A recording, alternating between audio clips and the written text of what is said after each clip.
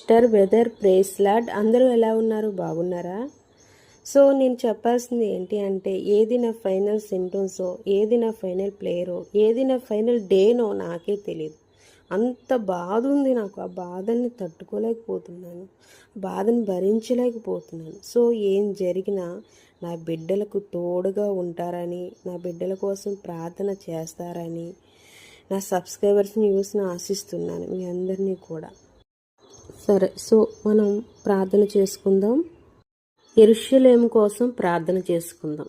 పరలోక తండ్రి, నువ్వు ఎంపిక చేసిన పట్టణమైన యెరూషలేముని నీ సన్నిధిలో ఉంచుచున్నాము. ఆ పట్టణంలో శాంతి నెలకొనున్నట్లు మేము ప్రార్థించుచున్నాము. సమస్త ప్రజలు నీ నామమును ఆరాధన చేయునట్లు దయచేయుము. ప్రభువా, యెరూషలేము మీద నీ కరుణ కటాక్షము ఎల్లప్పుడూ ఉండునట్లు ప్రార్థించుచున్నాము. ఆ పట్టణంలో నివసించు వారందరినీ నీ శాంతి, నీ రక్షణ, నీ ఆశీర్వాదంతో కప్పి ఉంచాము.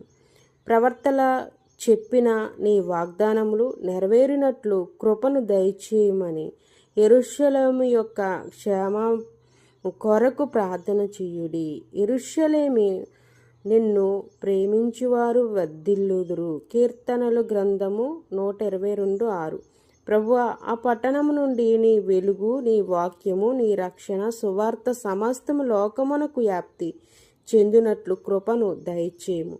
యెరూషలేము నిత్యము నీ మహిమను సాక్ష్యముగా నిలుపునట్లు ఆశీర్వదించుము. యేసుక్రీస్తు నామంలో ప్రార్థిస్తున్నాము తండ్రి. మీ ప్రియమైన యేసు బిడ్డ రామలక్ష్మి. హల్లెలూయా.